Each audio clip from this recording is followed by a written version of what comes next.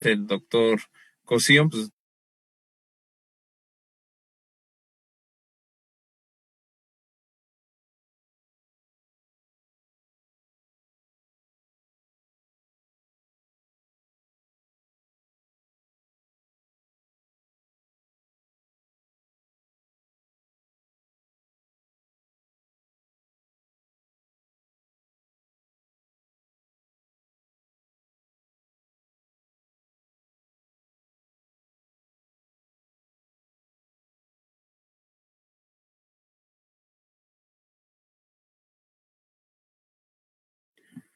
Hola, muy buenos días a todas y a todos. Mi nombre es Luis Carlos Sánchez Díaz, investigador en Causa en Común, y les doy la bienvenida el día de hoy a quienes nos acompañan a través del Zoom y a través del Facebook Live en este último foro del año de Causa en Común, el cual titulamos Arraigo de la violencia y la criminalidad y declive institucional, saldos a la mitad del sexenio.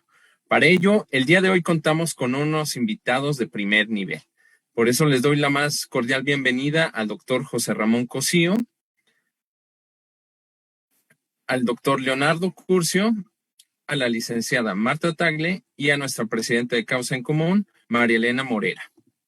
Entonces, antes de comenzar, les invito por favor a seguir todos los trabajos e investigaciones que realizamos en Causa en Común a través de nuestra página oficial causaencomún.org.mx y también a través de nuestras redes sociales en Twitter, Causa en Común, en Facebook, Causa en Común y en Instagram, Causa en Común. Entonces, antes de iniciar, yo les voy a plantear algunas cuestiones para contextualizar el objetivo de este foro y luego darle pie a nuestros panelistas para discutir algunas preguntas sustanciales sobre el tema. Entonces, contextualizar algunas de las verdades sobre seguridad y justicia durante el actual sexenio del presidente López Obrador. Respecto a incidencia delictiva, consideramos que a 3 años de gobierno, el presidente sostiene que supuestamente se está pacificando el país con la estrategia de abrazos y no balazos. Pero hemos corroborado que ha sido lo contrario. La violencia se sigue recrudeciendo. El secretario ejecutivo del Sistema Nacional de Seguridad Pública ha reportado ya alrededor de más de 107,000 homicidios dolosos en los 3 últimos años, lo cual significa que se cometen alrededor de 100 asesinatos diarios en nuestro país. A su vez, también no es solo la criminalidad, sino la forma en que se lleva a cabo esta. En un estudio que realizamos en Causa en Común, titulado Galería del Horror, atrocidades y eventos de alto impacto registrados en medios periodísticos, hemos dado cuenta de todo el uso intencional de la fuerza para causar muerte, laceración y maltrato extremo. Asimismo, en nuestro estudio sobre policías asesinados, en donde realizamos un monitoreo semanal a través de notas periodísticas, encontramos que en promedio se asesina en México a más de un policía diariamente, destacando que en el actual sexenio se han asesinado en México al menos a 1,389 policías hasta la semana pasada. Todo lo anterior lo tenemos que contextualizar a través de una cifra negra que, según el INEGI, a través de la Encuesta Nacional de Victimización y Percepción sobre Seguridad Pública, ENVIPE, dice que el 93% de los delitos no se denuncian en México. En este sentido, también en Causa en Común hemos realizado un trabajo titulado Crisis de denuncia y manipulación y ocultamiento de información, en donde damos cuenta en este trabajo del subregistro y posibles manipulaciones a las cifras de incidencia delictiva. Respecto al avance de la militarización, también hemos dado seguimiento a este proceso en el cual hemos encontrado un mayor despliegue de las Fuerzas Armadas en toda nuestra historia moderna, lo cual se ha incrementado a través de ingresos y también a través del incremento de atribuciones legales y extralegales por parte del presidente hacia las Fuerzas Armadas. En este sentido, también en Causa en Común hemos realizado y coordinamos el Observatorio de la Guardia Nacional y la militarización, el cual sacará su segundo informe el próximo mes de enero. Respecto al declive de las instituciones, queremos denunciar que el fortalecimiento de estas Fuerzas Armadas también ocurre en detrimento de los policías locales. Existe una inoperancia por parte del Sistema Nacional de Seguridad Pública. No se promueve en México el desarrollo policial ni ministerial ni del sistema penitenciario. Los presupuestos han disminuido o desaparecen, como es el caso del Fortasec o el FAST. No hay ningún esfuerzo para desarrollar la capacidad de investigación por parte de las fiscalías. Desafortunadamente, la Fiscalía General de la República, que debería de ser un ejemplo, se encuentra subordinada y sin disimulo hacia las consideraciones del gobierno federal.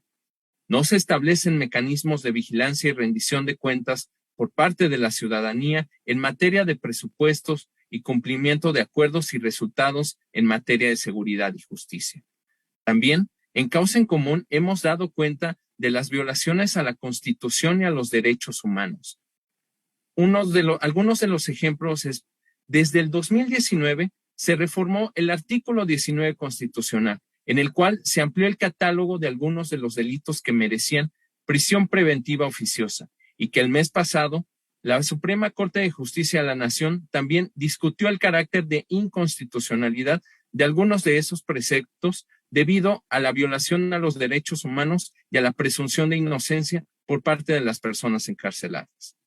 Respecto a la llamada ley de amnistía, que solo ha beneficiado a 39 personas hasta septiembre del 2021, de acuerdo a un informe de la Unidad de Defensa Penal del Instituto Federal de Defensoría Pública, también vemos que el gobierno ha planteado una serie de medidas como el llamado decreto para liberar a presos y que hasta el día de hoy no existe alguna claridad en los criterios y procedimientos para su liberación, siendo como resultado que el día de ayer el INEGI también nos brindó una cifra que tenemos en prisión más de 220,000 personas, de las cuales el 40% aún se encuentra en espera de una sentencia.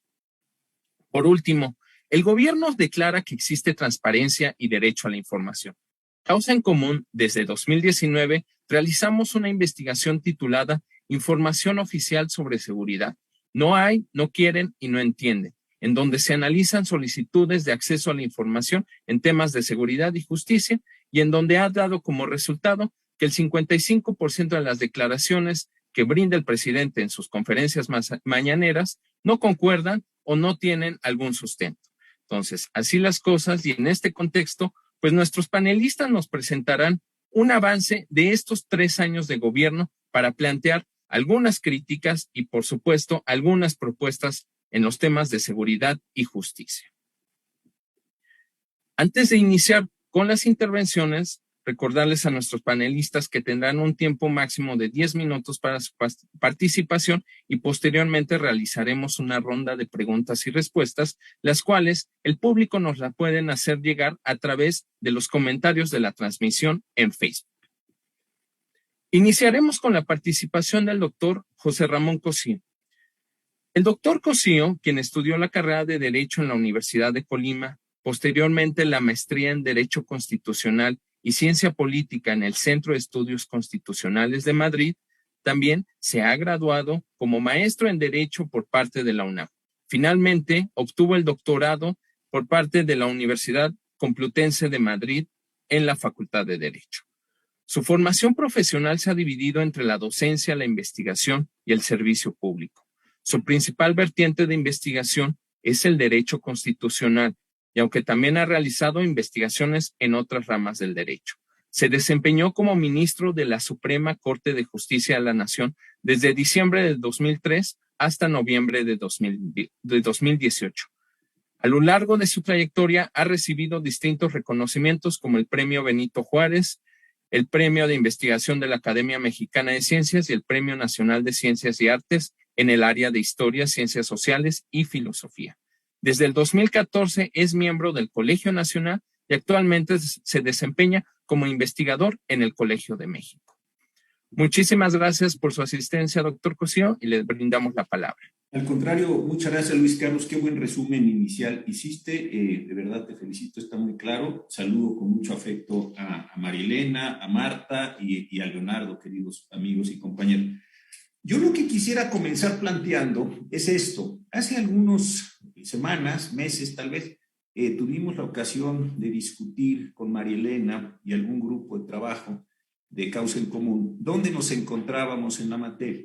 Y ahí surgió una idea que estuvimos discutiendo entre varios, que yo he estado utilizando en otras charlas, por ejemplo, en el magnífico también evento que tuvo México Evalúa cuando presentó los índices de impunidad o el del informe Hallazgos 2020.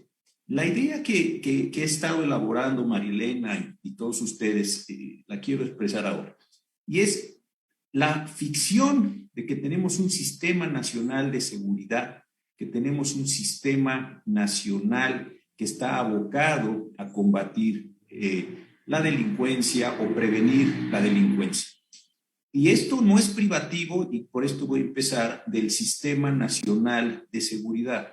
Creo que nos hemos quedado en el país con la ficción de que tenemos sistemas nacionales. Y que como hay sistemas nacionales y las palabras suenan bien y tienen un sentido de gran evocación, hay algo, instituciones, personas, recursos que están funcionando.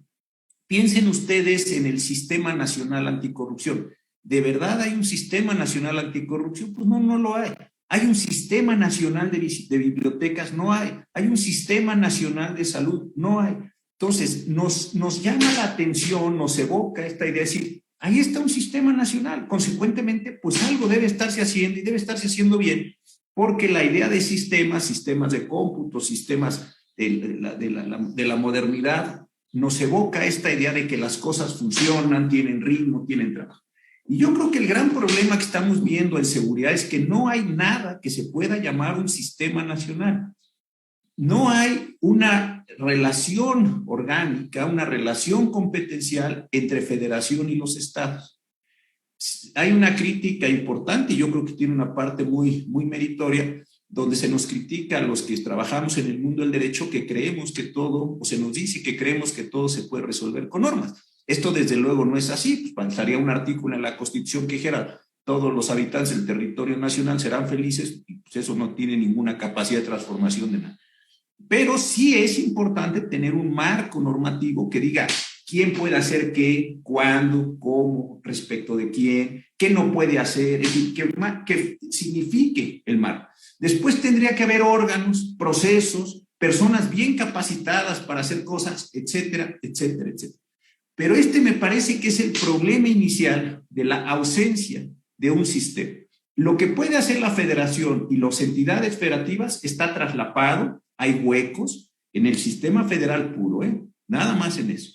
No nos queda muy claro qué cosas sí y qué cosas no pueden hacer, insisto, los distintos órdenes de gobierno. ¿Para qué sirve la policía municipal? ¿Hasta dónde llega? Etcétera. Ahí hay un problema complejísimo. Y un problema que en materias que debieran tener semejanza, por ejemplo, delincuencia organizada con relación al narcotráfico o secuestro, están completamente rotas o completamente, insisto, traslapadas. Ahí hay un problema. Segundo, no queda claro dentro de esa, y claro que no queda claro porque no hay el sistema, quién manda y qué cosas tienen que hacer los sujetos que están ahí puestos. No hay procedimientos, no hay medios de control, no hay presupuesto y después no hay capacidades. ¿Por qué? Porque a las personas que se les pone en el lugar para que hagan algo, pues no saben hacer ese algo. Y consecuentemente, si ya de por sí estaba roto toda la relación normativa y presupuestal y orgánica, pues la persona que la sientan ahí a hacer cosas, pues no sabe qué cosas tiene que hacer. Entonces, aquí hay un problema, me parece central. Adicionalmente a eso, creo que hay otro asunto muy delicado que es la ilusión de que esa falta de sistema o que la necesidad de complementar ese sistema se va a lograr mediante las Fuerzas Armadas. Y esto tampoco tiene ningún sentido. Yo me he preguntado de verdad, y como una pregunta legítima, no en el ánimo de molestar a nadie, ¿cuáles son las órdenes que se les dan en la mañana a las personas que realizan patrullaje? Se les levanta el cuartel, se les da desayunar, todo lo que es. Se les dice, estas son las órdenes del día. Yo me he preguntado, de verdad con seriedad, ¿cuál es la orden?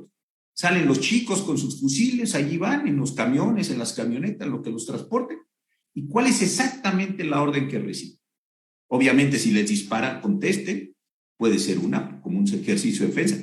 Pero salen a investigar, salen a mostrarse, salen a qué salen. Entonces, no hay posibilidad de que este mundo o este sistema que no existe sea sustentado, complementado, pónganle el verbo que quieran, la palabra que quieran inclusive, con una acción que no tiene mucha idea. Y la ilusión es de que el sistema está siendo complementado, apoyado, sustentado por la acción de los militares.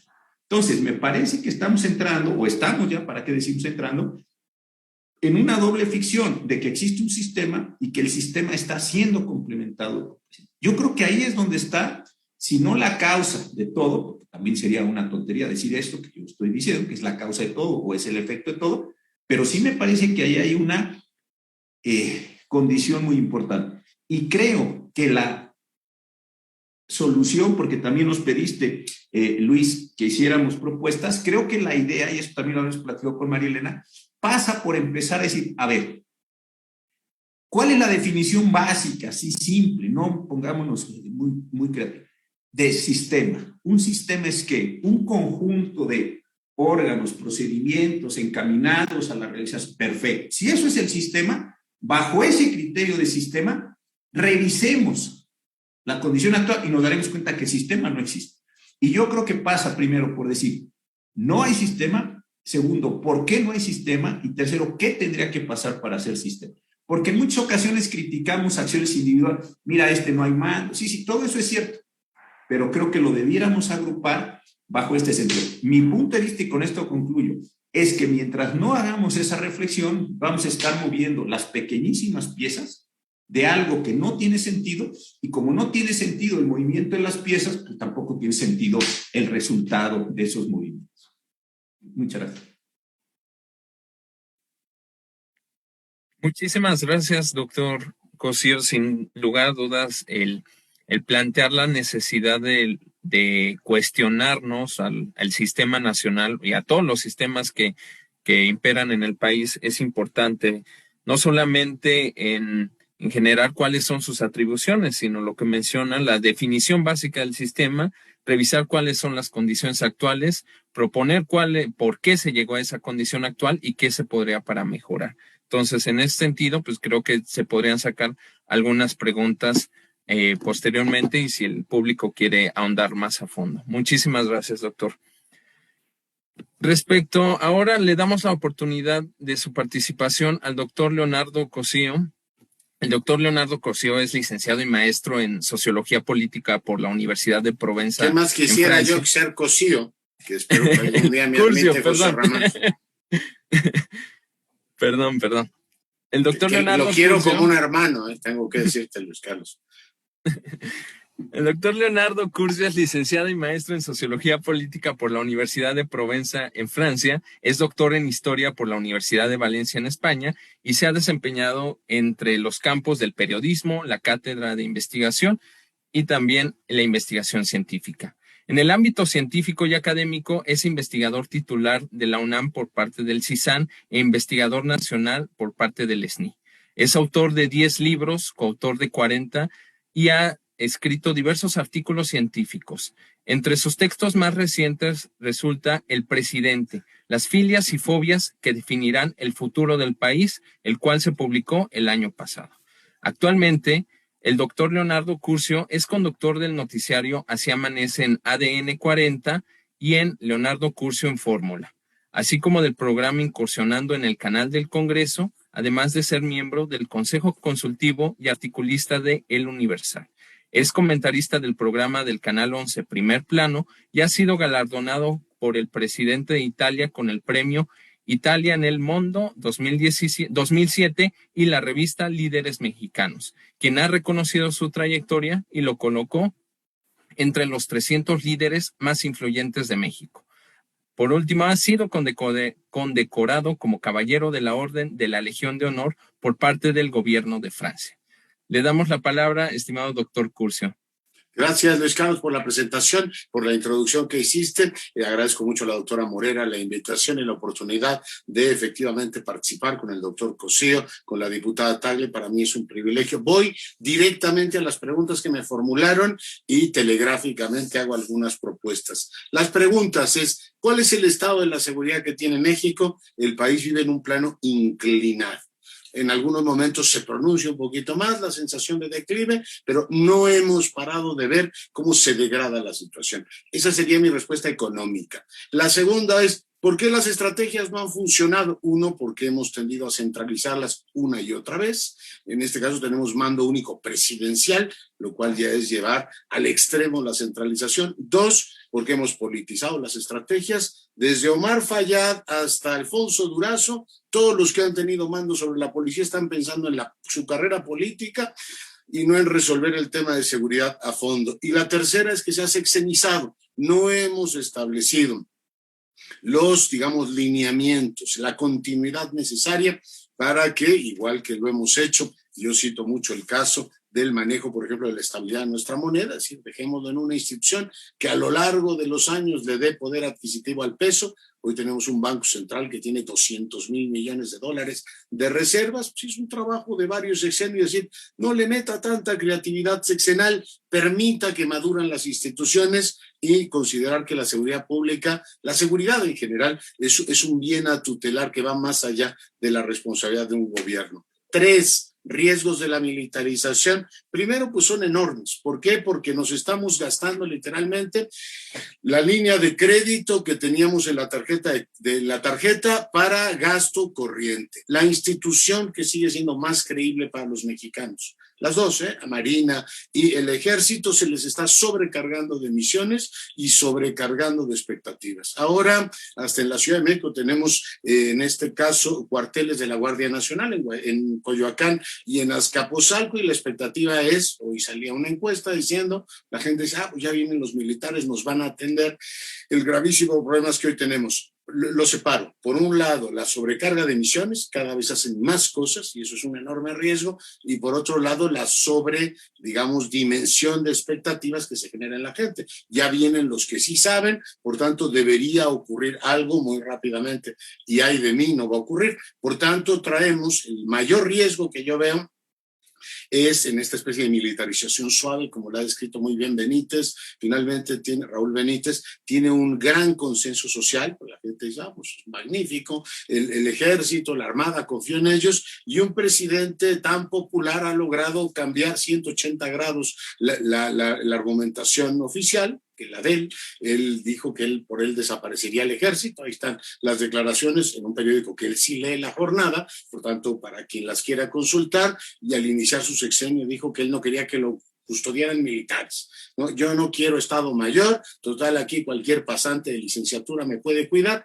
minimizando la función de seguridad, y por esa misma vía el ejército. Bueno, hemos tenido un presidente que ha cambiado, una mayoría que decía, los invito a que lean el artículo de Bartlett sobre la Ley de Seguridad Interior, diciendo que nos la había dictado el mismísimo Comando Norte y que la militarización era una de las herencias malditas de Calderón y sus vínculos con la iniciativa Mérida. Bueno, gracias a esta benigna hegemonía que tenemos hoy del presidente, que ha logrado cambiar todos esos discursos, hoy los militares son bienvenidos, incluso entre los que antes clamaban no más sangre o que los militares regresen a su cuartel. En ambos casos veo un enorme riesgo. Ciudadanía. ¿Qué debe hacer la ciudadanía? Pues activarse y dar un poquito más de densidad en la exigencia de que se quiere más seguridad. Todas las encuestas se refieran al presidente de la República o a los gobiernos locales, te dicen, bueno, a lo mejor es popular. Claudia Sheinbaum salió ayer en Reforma una encuesta, y es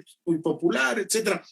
Pero en seguridad no ha resultado. El presidente es muy querido, pero en seguridad no ha resultado. Pero no hay una demanda que tenga densidad la suficiente. Es decir, hay el reclamo, pero no canalizamos apropiadamente. Y déjame, Luis Carlos, queridos y queridas colegas, ir rápidamente a plantear por qué creo yo que estamos así. El país tiene una enorme disfuncionalidad, y la disfuncionalidad puede deberse de la forma en que discutimos los problemas públicos. Lo planteo en tres planos separados para efectos de mejorar digamos, la comprensión. Uno, seguimos creyendo una buena parte de los mexicanos que el gobierno tiene la solución. Decía José Ramón, creemos que hay sistemas, nos da cierta tranquilidad, esto que llamaban los clásicos la mentira edificante, ¿no? Si hay un gobierno que nos va, es una cuestión de que se organice bien y quiera. Los gobiernos anteriores no lo querían hacer, pero este sí lo quiere hacer, por tanto eso nos da tranquilidad. Los clásicos de la cultura política le llamaban esto el monarquismo ingenuo, ¿no? Es decir, hay reyes malos, príncipes depravados, pero vendrá el príncipe bueno que ponga en orden al reino, entonces todos viviremos felices. Todo es un problema pues de voluntad, de levantarse temprano. Si te levantas temprano, entonces te coordinas mejor con todos los de seguridad y te aprovechas para regañar a gobernadores que no se levantan temprano. Y todo es una cuestión de sentarse en la misma mesa. Yo, igual que el maestro Cosío, me pregunto, ¿y qué discutirán en esas reuniones? Yo se lo he preguntado a algún miembro del gabinete y me dice, pues son muy parecidas a las mañaneras, ¿no? El presidente habla, te explica, supongo que pontifican un poco de los errores de gobiernos anteriores, perdón, y terminan más o menos diciendo que hay que echarle ganas o por qué no ocurren las cosas. No me extiendo en el asunto porque es simple y llanamente como si todo fuera un problema de sentarse en la mesa. Aquí estábamos todos sentados, entonces ya se va a arreglar.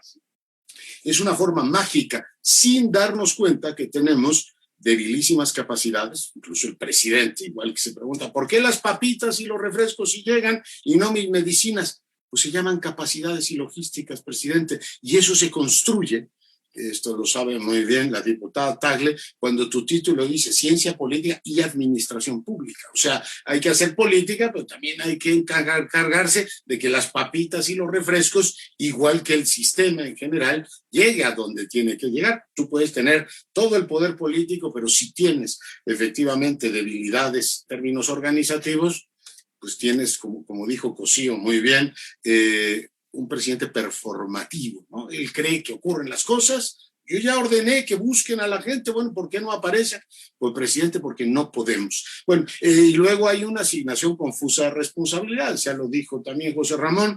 Ahí tenemos un sistema federal en el cual pues no está claro qué hace cada cual y todo el mundo dice, yo le echo muchas ganas. Vimos Alfaro ayer diciendo, yo no me voy a pelear con este señor porque en seguridad no nos podemos pelear, pero no está claro qué van a hacer juntos o qué pueden hacer juntos. Sigue habiendo una enorme desconfianza, la misma desconfianza que vemos entre sus jefes. El presidente se refiere a los gobernadores, él hace la política, así con mayúscula, y los otros hacen politiquería. Bueno, si tú partes de ese supuesto, cuando tú bajas a los grupos de coordinación te dirá, oye, pues, tu jefe es un politiquero, ¿no? Es decir, voy a coordinarme contigo por aquello de que hay que hacer de necesidad virtud, pero no hay el entorno político para que la coordinación tengamos la expectativa de que funcione mejor. Voy muy rápido para concluir. Segundo tema de la disfuncionalidad nacional.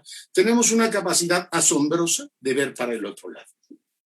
Es decir, nos conformamos, y la mentira edificante tiene muchas funciones muy útiles en nuestra existencia como colectividad, la idea de que alguien puede arreglar esto, pero tenemos una capacidad de ver al otro lado casi congénita. El 93% de los delitos no se denuncian. Tú dirás, oiga, pues si nadie confía en esto, pero al mismo tiempo creemos que se va a arreglar. En nuestro país hay 94,000 personas desaparecidas. Cuando el presidente dijo, después de la relatoría internacional, digamos, además es un delito casi impune en México. Eso me lo tiene que demostrar, dijo el comité de la ONU, desapariciones forzadas. No hace falta que se lo demuestren, lo dijo Encinas. Hemos pasado de 25,000.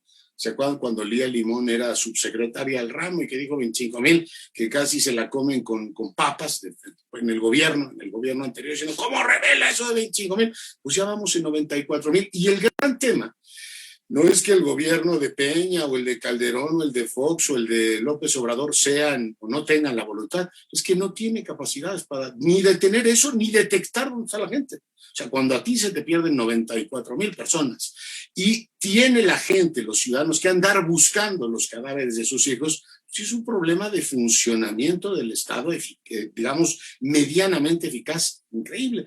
Y digo que es disfuncional porque al mismo tiempo este es un Estado que puede hacer muchas cosas. Yo cito siempre el ejemplo del INE, cito el ejemplo del Banco Central. Tú tienes elecciones en todo el país. Si convocan elecciones, hay elecciones en Parangaricutirimícuaro y se establecen las casillas, en algunos hay problemas. Y el dinero llega a todas partes, ¿no? Hay pesos circulando en todas partes. El Estado mexicano sí puede hacer ciertas cosas, otras no las puede hacer, como identificar dónde están 94,000 personas, que son un montón. Termino. Y cuando tienes 107,000 muertos y no logras armar una narrativa política y una narrativa de seguridad, diciendo no hay guerra, ya se te acabó el crédito de que todo es culpa de García Luna y todos sus engaños, o de la guerra de Calderón, dice el presidente, si la guerra fue en el 2006 y estamos en el 21 y tenemos más muertos.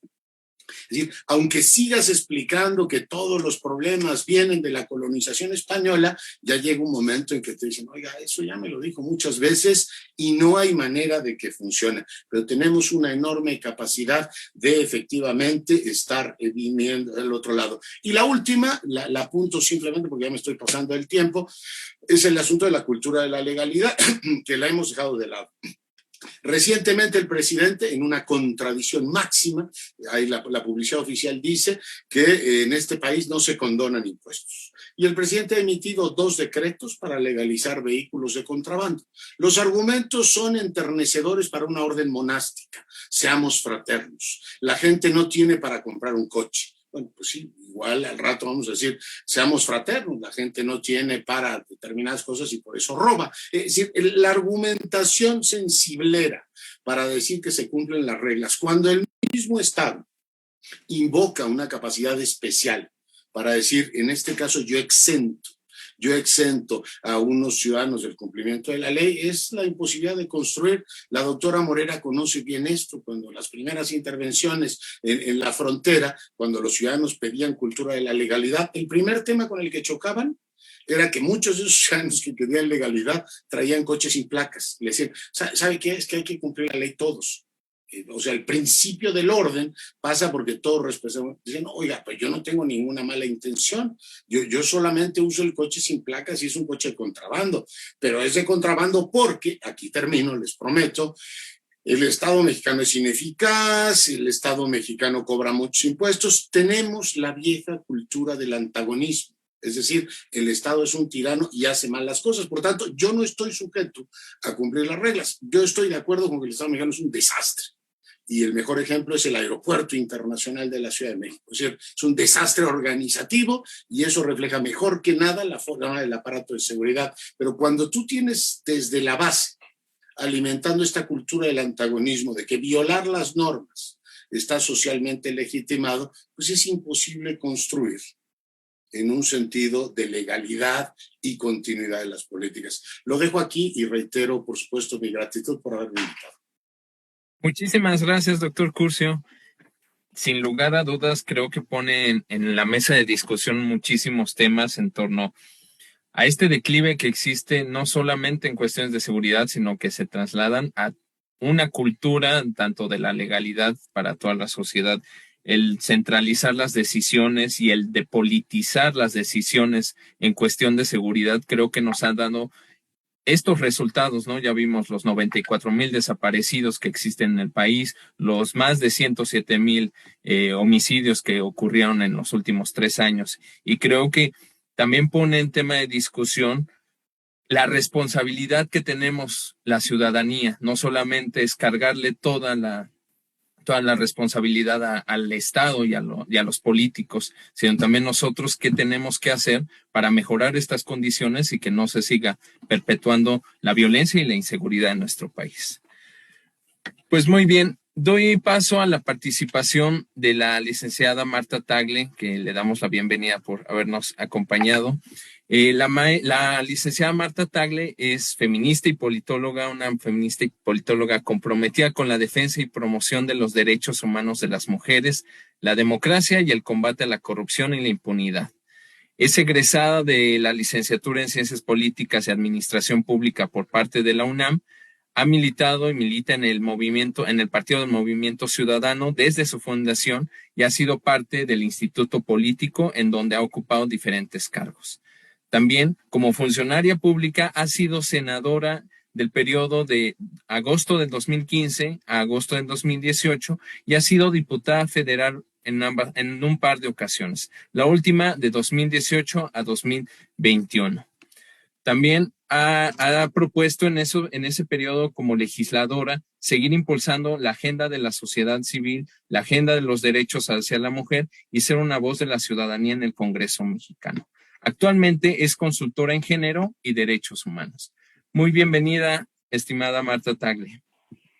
Muchísimas gracias, Luis Carlos. De verdad, primero los agradecimientos. Creo que me voy a robar un minutito para poder agradecer primero por estar en la oportunidad de estar en esta mesa con personas no solamente que estimo, sino que admiro profundamente, doctora Marilena Morera, doctor Leonardo Crucio, José Ramón Cosío. Es de verdad una fortuna encontrarme en este panel de los que son los especialistas, pero también entiendo cuál es mi papel en esta mesa y ahorita vamos a hablar de ello. Otro agradecimiento que me parece muy importante hacer en este seminario, en este espacio que han abierto, es justamente todas las investigaciones que han estado haciendo desde Causa en Común, ¿no? Hoy nos hacían llegar justamente un resumen, Luis Carlos leía este resumen de varias de las investigaciones que han realizado y que deberían de ser como el faro del que hablábamos hace un ratito, que las autoridades no tienen para darse cuenta de que lo que están haciendo no está resultando, que por el contrario, los resultados en materia de seguridad están muy lejos de alcanzar los objetivos que se propuso este propio gobierno.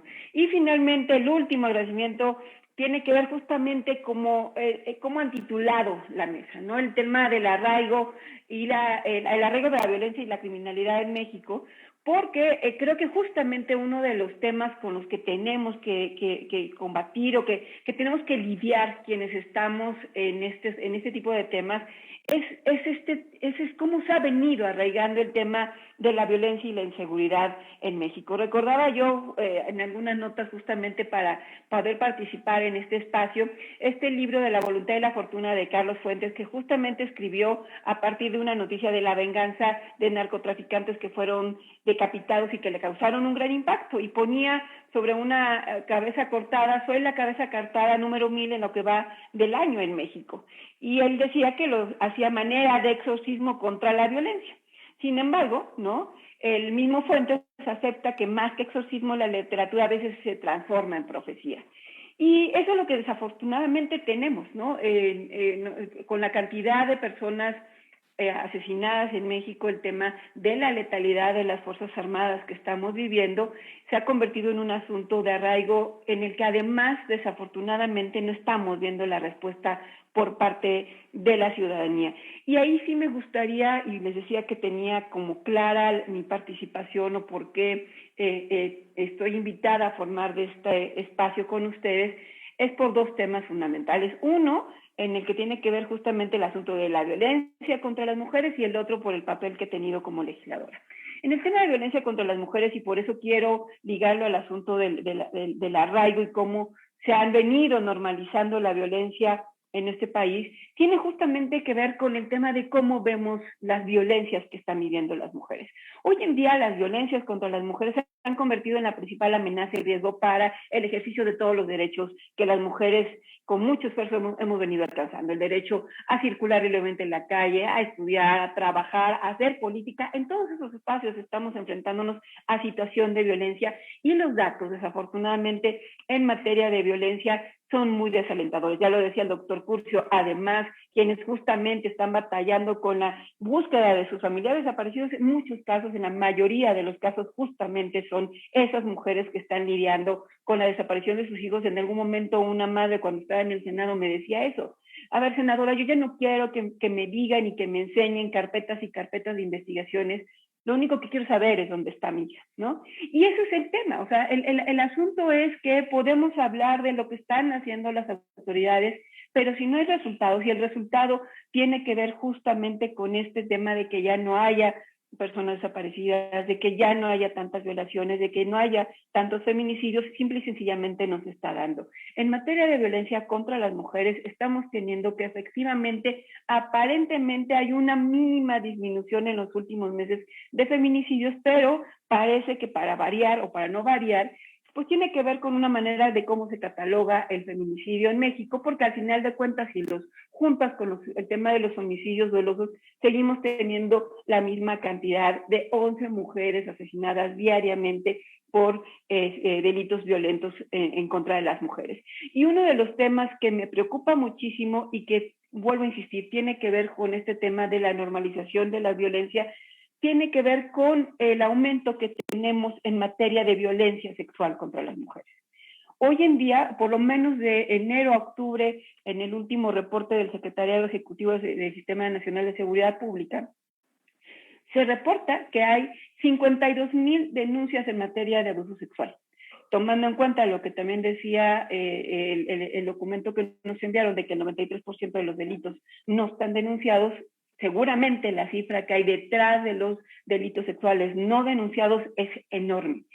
Y entonces aquí yo lo que quiero poner de por medio es una preocupación en el sentido de que cada vez que hablamos de la violencia y de la inseguridad seguramente nos referimos a los índices de la macrocriminalidad, ¿no? De lo que sucede con la delincuencia organizada, de la letalidad de las Fuerzas Armadas, pero creo que también tenemos que hablar de esta violencia, que si bien, por ejemplo, la violencia sexual no está acabando con la vida de las mujeres, sí la cambia para siempre. Y que es una violencia que como sociedad nos está carcomiendo el tejido social y que entonces también tenemos que ver, cuando hablamos del arraigo de la violencia y de la criminalidad en México, no solamente referirnos a las grandes, al tema de la macrocriminalidad, que sin duda es un problema muy importante en nuestro país, pero referirnos a las otras violencias que están viviéndose diariamente en nuestro país. Y en ese sentido, pensando en la estrategia, que era una de las preguntas que nos hacían al hacernos esta invitación, las estrategias del actual presidente, pues sabemos que efectivamente han venido pues reproduciendo profundizando la idea de militarización en el país, que no es nueva, que ya tiene varios sexenios, pero que en este sin duda han venido a darle un avance muy importante haciendo una Guardia Nacional militarizada. Cuando yo estoy en una situación de poder hablar con mujeres en materia de violencia, les pregunto, y es una pregunta que podemos hacernos todos nosotros, es si alguna de nosotras nos sentimos más seguras con más presencia de Fuerzas Armadas en la calle. Irremediablemente las mujeres me contestan que no. Y hay que decir que la principal estrategia de los gobiernos de los anteriores, de los locales, sin duda siempre es el uso de las Fuerzas Armadas.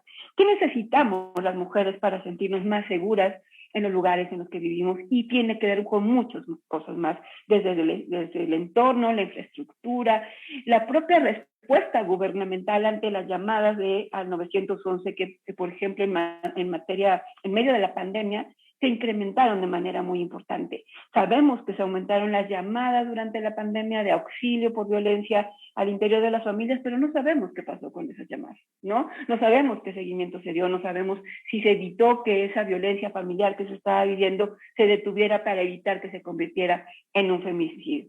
En la otra gran parte de la estrategia del presidente López Obrador en esta materia, y no me voy a referir a los abrazos no balazos, pero que tiene mucho que ver con esta idea, es que el tema de los programas sociales, ¿no? Creo que él ha dicho, vamos a arrebatarle a la delincuencia organizada, dándole programas sociales a los jóvenes y llevando programas sociales para que ellos no se conviertan en personas de la delincuencia organizada. Y pues me parece que, aunque si bien es cierto que hace falta justamente generar oportunidades para las juventudes de nuestro país, pues los programas sociales están muy lejos de convertirse en una posibilidad real de tener justamente este impacto en la reducción de la inseguridad en nuestro país. Finalmente, en materia de mi intervención, decía que entendía mi papel en esta mesa también a nivel de lo que está haciendo el Congreso. En un sistema democrático con una división de poderes, pues el Congreso sin duda tendría mucho por hacer en esta materia. Y sin embargo, hemos venido viendo justamente que lo que ha hecho es total y absolutamente contrario a lo que se requiere. Contrario, ¿por qué? Porque justamente se han aprobado reformas como la del aumento del catálogo de delitos de prisión preventiva oficiosa, ¿no? Que es un tema que por más que debatimos, hay que decir que incluso los propios gobernadores mandaron la señal a sus diputados para que la apoyaran, porque fue una reforma constitucional, es decir, una reforma que requirió la mayoría calificada en el Congreso y que por lo tanto la mayor parte de las fuerzas políticas representadas en la Cámara votaron a favor de esa reforma. Muchas de las bancadas estuvieron divididas, pero apoyaron. ¿Por qué? Porque venía el tema de que es popular aumentar las penas, de decir que hay delitos más graves que otros, que porque están incluso reconocidos en la Constitución, y porque ahora ante estos delitos va a haber prisión preventiva oficiosa. ¿Qué es lo que tenemos? Y hay estudios también de diferentes organizaciones pues del aumento que ha tenido después de esta medida de la prisión preventiva oficiosa en las cárceles. Y por otro lado, este mismo Congreso aprobó una ley de amnistía que hasta el momento solamente ha servido para liberar a 39 personas, como ustedes mismos han estudiado, ¿no? Entonces, ¿no? Por un lado están metiendo a la cárcel mucha gente que se puede presumir inocente, y por otro lado esta ley de amnistía que supuestamente era para sacar a las personas inocentes no está sucediendo como tal. Y el otro gran fenómeno que tenemos enfrente del Congreso es que no está cumpliendo con su facultad de control en materia presupuestal y está simple y sencillamente pues tomando las determinaciones que desde el Ejecutivo viene.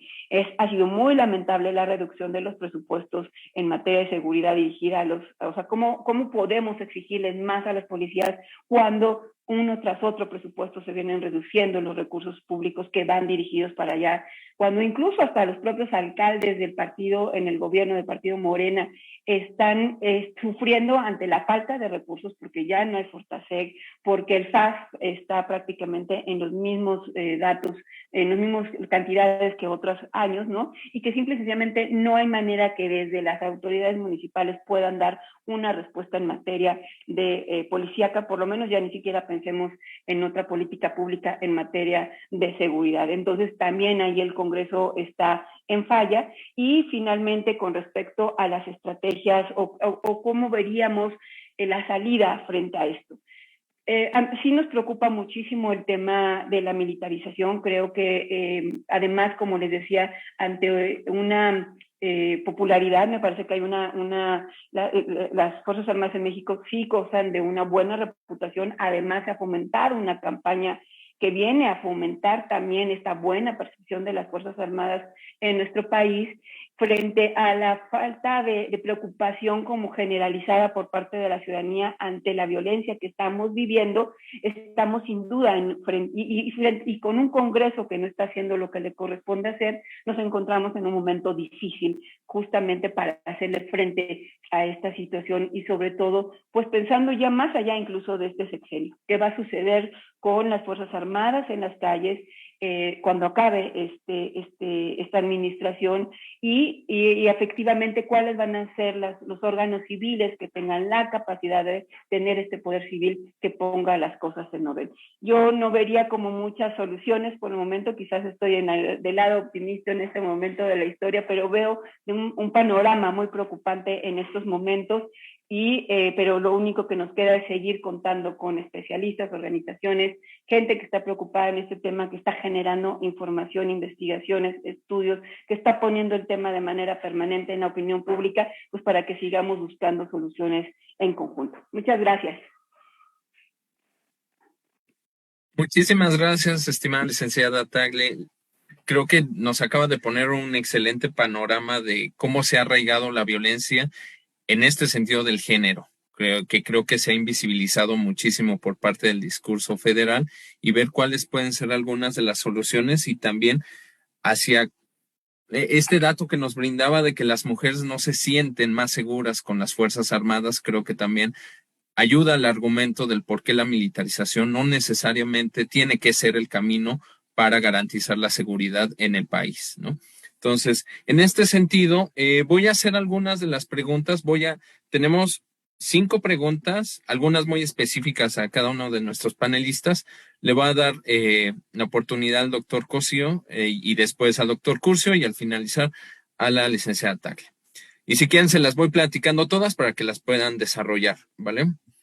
Entonces, dice, para el doctor Cosío, nos preguntan, en su calidad de ministro en retiro de la Suprema Corte, ¿qué opinión tiene referente a la inusual demora que ha tenido la Corte para definir temas en materia de militarización y si usted ve intromisión de poderes? Y también desde su visión, ¿qué debería suceder para que el texto constitucional no esté a merced de un gobernante en turno y no se hagan adecuaciones a voluntad? Entonces, eso para el doctor Cosío. Para el doctor Curcio nos preguntan, ¿cuáles son las vías que se pudieran seguir para revertir esta cultura de la ilegalidad que se plantea?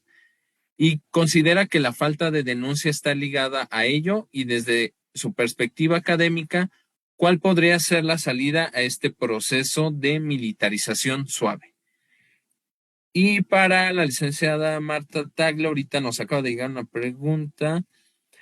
¿Cómo podemos empezar a posicionar las otras violencias que existen en nuestro país, en este caso las de género, que no se vean opacadas bajo el discurso de que todo tiene que ver con el crimen organizado?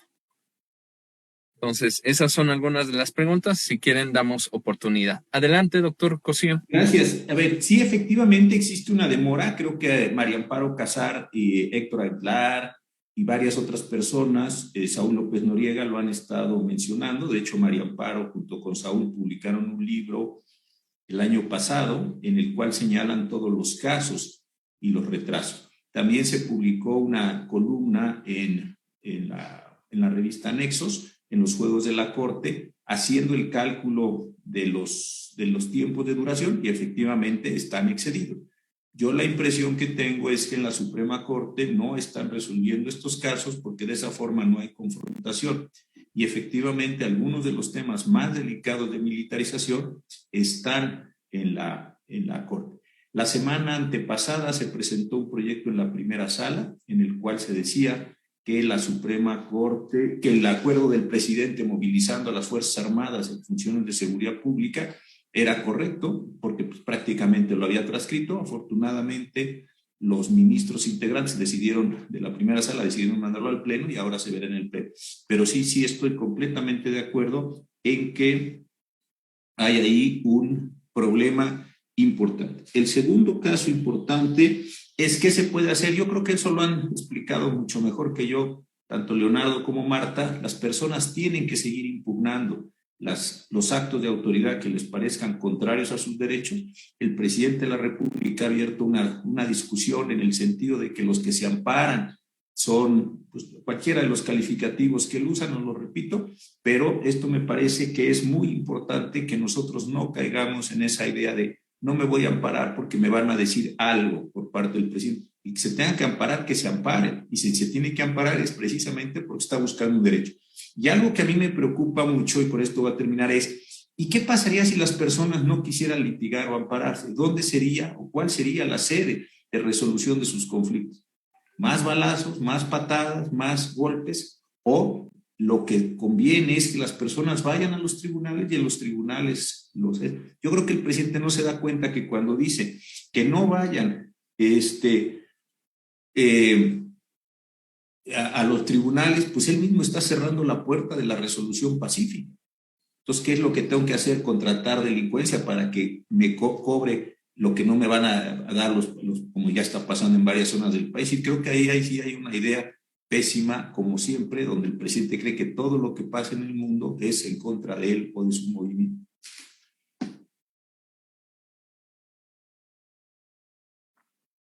Muchísimas gracias, doctor Cosío. También tenemos otra pregunta por parte de un compañero de la octava, de Rodrigo Alarcón. La añado si la quieren atender. Dicen, ayer el INEGI dio a conocer que el Estado de México, la Ciudad de México y Jalisco son las entidades que concentran una mayor cantidad de personas presas. Nos pregunta, ¿eso quiere decir que son los estados en donde se registran más ilícitos? Y por otra parte, ¿servirá que los militares vestidos de Guardia Nacional realmente inhiban los delitos de alto impacto? Entonces, esa es otra pregunta que si alguien la quiere contestar. Muy bien. Doctor Curcio, adelante. Muchas gracias, rapidísimo. Yo creo que la última apuesta institucional que ha hecho el Estado mexicano es crear la Guardia Nacional. Nos comimos la Policía Federal y espero que tenga suficiente consenso para que el siguiente sexenio no venga e intente construir nuevamente una Policía Federal, porque si no, este va a ser el cuento de nunca acabar. Yo supongo que debe haber un mando civil definido. Este será uno de los grandes temas de discusión de los próximos meses. Espero que también la sociedad civil esté muy activa en esto, diciendo los pros y los contras de cómo debe funcionar esto, doctora Morera. Tú lo has planteado en varias ocasiones. No solamente hay que ver el mapa, lo planteaste magistralmente con el asunto de la gendarmería hace algún tiempo, para aquellos que dicen, no, es que ahora se activan cuando yo estoy en el gobierno. No, cuando estaban los anteriores también se hacían sugerencias muy claras de cómo debe quedar el mapa. No me alargo en el asunto, simplemente apunto. No tenemos claro cómo debe operar la UIF, y aprovecho para decir, no funciona la estrategia federal, porque de una UIF que estaba llamada a ser la clave de bóveda de toda la estrategia, la nueva estrategia del gobierno, hoy tenemos una UIF altamente politizada y dice que está buscando al Estado corrupto. Y uno se pregunta, ¿necesitas la mente de un comisario político o necesitas la mente de un funcionario especializado a la italiana en la policía de finanzas? Yo creo que para la UIF deberíamos tener un perfil predefinido, que en este caso no se ha cumplido. Y la última, rapidísimo, no sabemos dónde va a quedar el CNI. O sea, nos han dicho que la inteligencia es fundamental para que la estrategia funcione, que es, entre especialistas de seguridad, una pavada, ¿no? Cuando te dicen, oiga, para escribir un libro, ¿qué hace falta? Pues una impresora que tenga tinta. Bueno, sí, hace falta una impresora que tenga tinta para imprimir el libro, pero antes hay que ponerle creatividad. Decir que te hace falta inteligencia, pues lo dice cualquiera, ¿no? No sabemos de quién va a depender el CNI en la propuesta esta de pasar la Guardia Nacional a mando del Ejército, y yo creo que ahí hay un tema que sí tiene que discutir con más amplitud Causa en Común y todos los que estamos metidos en esto. Rapidísimo, el tema de la militarización, pues cómo se puede revertir creando capacidades. El jefe del Estado ha dado el jefe de la administración pública le ha dado más y más capacidades a los militares porque le cumplen. Ahora están presumiendo el aeropuerto porque te dicen, mira, en México sí podemos construir a la China un aeropuerto en 2 años. Y pues sí, deberían, efectivamente así debería funcionar como relojito del país. Pero bueno, el gran tema es que solo los militares, que reparten ahora medicinas y todo lo demás, cumplen las expectativas del jefe de la administración pública, y lo que debería tener el Estado mexicano son brazos igualmente eficientes. Yo citaba el INE, citaba el Banco Central, es decir, tú necesitas capacidades administrativas sólidas para no tener que recargar tanto en la militar. Falta de denuncia, pues desconfianza y una sensación de inutilidad que la mayor parte de los mexicanos tienen, 93%, por tanto, no hace falta que argumente. Y vías para la ilegalidad, para fomentar la cultura de la legalidad, tiene que ser un propósito nacional. O sea, no puede ser que el Estado mexicano no logre acreditar que la función fiscal, o sea, los impuestos, no están efectivamente utilizados políticamente, o que las auditorías les llegan a los enemigos. O sea, lo primero que tienes que acreditar es que tú, como el Papa demuestra su fe, el Estado debe decir, a ver, la legalidad aquí es escrupulosa. La función fiscal no la uso para estar jorobando enemigos. 2, la UIF no la uso para perseguir a mis enemigos políticos, incluidos los que se apellidan Gertz Manero.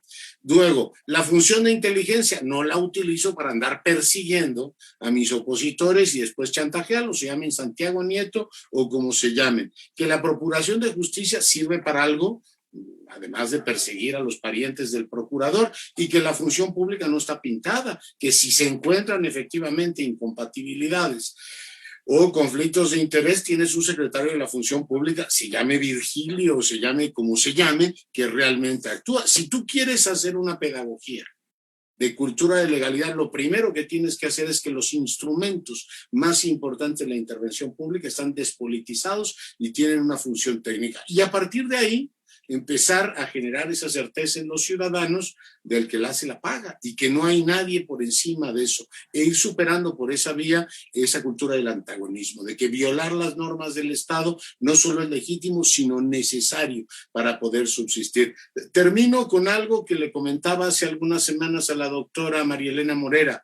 Cuando un ministro de la Suprema Corte de Justicia de este país, detenido en un alcoholímetro en Torreón, dice que en realidad sea, si cometió el error o no, todo el mundo se toma copas, pero dejó en sospecha de que la policía del lugar era la corrupta. Tú estás fomentando esta cultura, es decir, en realidad esa policía que nos cuide y nos hace cumplir la ley, el principio de que le pasa a cualquiera, igual que le cayó a Javier Corral o al niño verde el alcoholímetro aquí en la capital, cae a todos y todos, masculino o femeninamente, decimos, cometí el error y lo tengo que pagar. Mientras tengas esta resistencia al cumplimiento de la legalidad desde el Estado, desde las élites, es muy difícil hacer la pedagogía de que todos debemos cumplir la orden. Muchas gracias, Luis Carlos.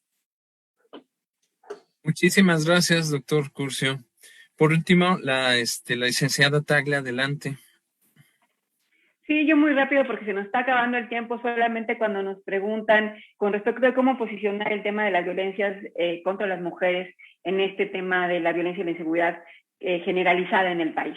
Siempre me parece, o me pasa muy a menudo en las redes sociales que dicen, bueno, pero es que cada día asesinan a más hombres en el país que a mujeres, ¿no? Pero cuando tú hablas acerca de los orígenes que tiene la violencia contra las mujeres, las características que tiene esta violencia contra las mujeres, es justamente cuando te das cuenta o puedes decir que algo no está bien en la sociedad. ¿Por qué? Porque a las mujeres que están siendo asesinadas generalmente las personas más cercanas a ellas, es decir, pueden ser familiares, amigos, colaboradores, patrones, quienes cometen el homicidio, personas que incluso pueden ser comunes y corrientes quienes están cometiendo estos homicidios y que la impunidad permite que se siga dando este tipo de situaciones. Hay también situaciones de violencia sexual en muchos de los casos de violencia feminicida contra las mujeres, y otro dato importante de las características que tiene la violencia contra las mujeres es el tema de cómo no se previó esa violencia, es decir, los agresores contra las mujeres tienen denuncias previas, no se les dio seguimiento y esto contribuye a que esas personas puedan cometer después este tipo de violencia feminicida por no haber dado justamente una atención oportuna a las denuncias que están haciendo las mujeres. Y eso habla, te digo, además de un asunto que tiene que ver con nosotros y nuestra vida cotidiana, cómo nosotros de manera cotidiana, desde los memes, los chistes sexistas, estamos contribuyendo a que se reproduzca esta violencia que la vemos tan normal en nuestros días y que además en el caso de las mujeres pues está costando la vida de 11 mujeres diariamente.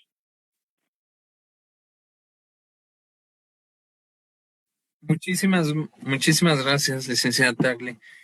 Por último, bueno, tenemos otra pregunta, si quieren rapidísimo, por parte de una periodista de MBS, si la leo y si la podrían contestar. Nos pregunta Nora Bucio de MBS. Esta estrategia de centralización de la seguridad a través de la Guardia Nacional y el Ejército está condenando a los ciudadanos a enfrentarse a corporaciones estatales y municipales policíacas más corruptas. Recuerdo casos hasta de asesinatos en el Estado de México, Ciudad de México, Yucatán y Quintana Roo, entre otros, donde pareciera que los excesos de las policías no se castigan. ¿Qué se podría hacer al respecto? No sé si alguien quisiera aportar alguna reflexión. Adelante, doctor Curcio. Yo rápidamente digo que gracias Nora por la pregunta, una de las también formas de ver para el otro lado en México es de mirar al costado en vez de ver el tema central, es el alcance que tiene la Guardia Nacional. La Guardia Nacional tiene 98,000 en estos momentos, posiblemente llegue a 130,000.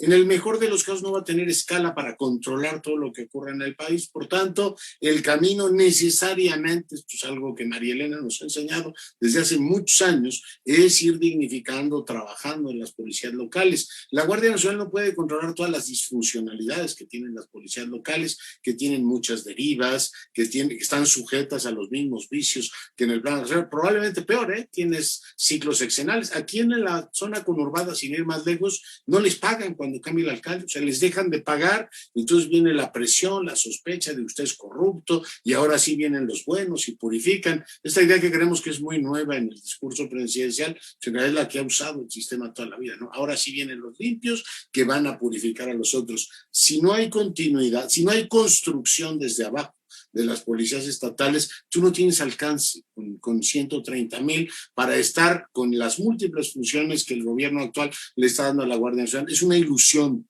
Es una ilusión. No hay manera de que el Estado federal mexicano puede efectivamente cubrir 2 millones con todas las funciones que le está dando a la Guardia Nacional, desde temas fronterizos hasta lo que ustedes pueden imaginar. Ahora andan de guardias turísticos en Cancún. O sea, tú generas la ilusión de que te están cuidando y que tienen capacidades, cuando en realidad traes un problema tremendamente serio de magnitudes. Solo por terminar, piensen en la cantidad de soldados que Putin ha movido a Ucrania en estos días, 94,000. O sea, tú dices, es casi la Guardia Nacional completo. Entonces te empiezan a tomar en serio. O sea, si tú traes 98,000 para un país como este, pues te van a decir, está bien, multiplíquese, haga 18,000 asuntos. El fenómeno criminal, y por eso pues campean por sus pueblos. De aquí a que lleguen estos señores, yo sigo haciendo lo que quiero, es verdad. O sea, la proporción es profundamente desfavorable para el gobierno. Gracias. Muchas gracias, estimado doctor Curcio. Para finalizar este evento, vamos a tener unas palabras por parte de nuestra presidenta, la doctora María Elena Morera. Muchas gracias a todos los que nos están escuchando por Zoom o por Facebook, y después estará, por supuesto, este foro también puesto en YouTube. Agradezco enormemente la participación de nuestros panelistas que nos acompañaron el día de hoy, de José Ramón Cosío, que tuvo que retirarse hace unos momentos, de Leonardo Curcio y de Marta Tagle. Es un placer, de verdad, escucharlos con tanta claridad. Sin lugar a dudas, estas reflexiones nos sirven no solamente para ver cómo está el país, sino principalmente para repensarnos y para ver qué caminos podemos tomar ante un país tan violento, y cómo podríamos generar verdaderamente estrategias y una visión de paz para el país. A 3 años del gobierno del presidente, sigue sosteniendo que está pacificando al país con su supuesta estrategia de abrazos, no balazos. Sin embargo, como todos sabemos, no es así. La violencia se sigue recrudeciendo y, como ya dice el título de este foro, arraigando. Y yo agregaría normalizando.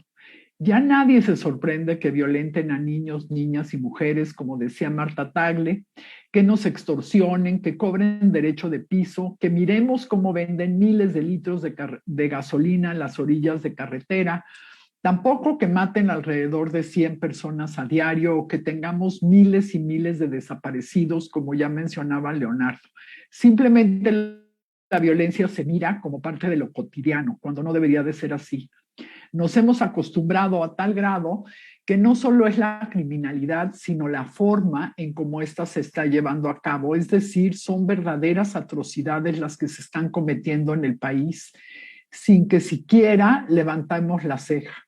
En un conteo realizado por Causa en Común, solamente en medios de comunicación, en lo que va del sexenio, se han reportado al menos 1,089 masacres, 1,847 fosas clandestinas, 1,331 descuartizamientos y 1,738 casos de tortura. Todos debemos reflexionar sobre lo que nos está pasando como seres humanos. ¿Es tal el dolor que preferimos ya voltear a otro lado, o realmente nos hemos deshumanizado? Creo que es necesario incluir investigaciones y reflexiones sociológicas y psicológicas para visualizar cómo salir de esta lógica deshumanizante. Y todo lo anterior, o por todo lo anterior, seguimos con alrededor del 93% de los delitos sin denunciar, pues podría ser lo más grave, que los que se denuncian, casi ninguno llega a ninguna solución. Sobre la militarización, pues seamos honestos, tampoco hay que hacer ningún estudio particularmente sofisticado para entender que la militarización es absurda, que es peligrosísima para nuestra democracia y que tampoco sirve para atender el problema de seguridad pública, como han mencionado nuestros 3 panelistas. López Obrador engañó al país, primero diciendo que las Fuerzas Armadas regresarían a sus labores constitucionales, pero además nos mintió poniéndolo en la Constitución a la Guardia Nacional como una guardia civil, y además nos sigue mintiendo diciendo que ellos son los que van a solucionar todos los problemas del país. Una institución, por más grande que sea y por más querida por los ciudadanos, no nos va a solucionar los problemas de seguridad. No la podemos tampoco estar poniendo en que tenga negocios privados, como son pues todos los negocios que les ha hecho este gobierno. Tampoco los podemos poner como constructores en todos, ni para repartir todas las medicinas. O sea, le estamos dando tantas funciones que pues ya nada más falta preguntarnos en cuáles sí van a fallar y falta preguntarnos cuál va a ser el punto de inflexión en el que las rompamos por casos graves de corrupción. También nos mintió diciendo que desaparecía la Policía Federal porque era sumamente corrupta, nunca mostró en qué estaba basada esta reflexión y después asfixió presupuestalmente a las policías locales. Hoy están en más malas condiciones de lo que estaban a principios del sexenio y además sin presupuestos, y todos los presupuestos están yendo a Sedena y a Marina. Para dar seguimiento a este proceso de militarización y destrucción de las policías, en Causa en Común tenemos un observatorio de la Guardia Nacional en la militarización que nosotros coordinamos, pero pueden entrar todas las personas que estén interesadas en el tema, que quieran mandar estudios, que quieran mandar propuestas. Está abierta para todos y con mucho gusto el equipo de Causa en Común les da los datos. Y esta destrucción institucional de la que ya se hablaba en este panel, pues desgraciadamente no solamente responde al tema de las policías, responde también al tema de las fiscalías y de las cárceles en nuestro país, que estamos viendo que muchas de ellas están en el desastre total. Basta recordar lo que acaba de suceder en Tula, que por si les fuera poco a las personas que viven en Tula, ya habían vivido la explosión del ducto a principios de este sexenio, donde pues estando ahí los militares se permitió que la gente se bañara en gasolina y después muriera quemada. Tampoco no bastó pues la inundación que sufrieron hace algunos meses y ahora el problema que tuvieron con coches bomba en el municipio y sacando a los delincuentes del penal de Tula. Creo que eso refleja el desastre también que tenemos en el área carcelario, ¿no? Ya no digamos en las fiscalías, bueno, pues empezando por la Fiscalía General de la República, que debería de ser un ejemplo y sin embargo está subordinada a las venganzas del fiscal y a la subordinación del presidente sin disimulo. En Causa en Común, sin embargo, estamos convencidos, así como lo están nuestros panelistas, y estoy segura que muchos de los que nos están escuchando, que no nos podemos acostumbrar a lo que estamos viviendo, a estos niveles de violencia, de injusticia, de ineptitud. Tenemos que pensar en otros caminos y creo que aquí simplemente resumiendo lo que ya nos dijeron nuestros panelistas, efectivamente hemos reflexionado cómo hacer un verdadero sistema de seguridad, que cada una de las instituciones haga lo que le toca, que tengan procedimientos y sin duda el tema de presupuestos tan importante porque bueno, pues sin presupuesto todo son ilusiones. También, por supuesto, ver cómo va a ser la complementariedad de los militares, por supuesto, no bajo su óptica ni su mando, pero sí cómo nos vamos a complementar. Construir la seguridad como un bien público que se construye a lo largo del tiempo, separándolo de la política sexenal. Y como nos ha insistido Leonardo, pues tomando el ejemplo del INE o del Banco de México, si pudimos hacerlo en cuestiones tan complejas como fue crear un órgano electoral completamente independiente o tener un banco central también completamente independiente del poder político, pues podemos pensar en lo mismo para el tema de seguridad y de justicia. Y por supuesto, el tema de legalidad es sin duda un tema imprescindible, ¿no? No podemos pensar en que vayamos a ser un país con cultura de legalidad cuando desde nuestros gobiernos pues simplemente pasan por encima de la cultura de legalidad. Pues en síntesis, las reflexiones que han surgido en este foro, al igual que los estudios que hacemos en Causa en Común, que los invitamos a visitar la página y que hacen también muchas otras organizaciones, hoy quedan pues simplemente como una memoria crítica de lo que está sucediendo en el país, pero esperamos que pronto encontremos los canales adecuados para que realmente podamos tener una incidencia efectiva. Les doy las gracias a cada uno de ustedes, pues a los que ya no veamos, que tengan una feliz Navidad y que el año que entra nos depare un mejor futuro, ¿no? Y simplemente insistir que el camino hacia el desastre pues no es una fatalidad y que existen otras vías que son acordes a nuestra democracia y a nuestras libertades. La resignación no es una opción para Causa en Común. Muchas gracias a todos. Muchísimas gracias, María Elena. Pues nuevamente darles un agradecimiento a nuestros panelistas y a toda la audiencia que se encontró a través de el Zoom y a través de Facebook Live. También recordarles que en un par de minutos saldrá un boletín con algunas de las palabras y algunas de la información remitida en este evento y hacerles la invitación a seguirnos en nuestra página oficial y en nuestras redes sociales de Causa en Común. Saludos y excelente día para todas y todos.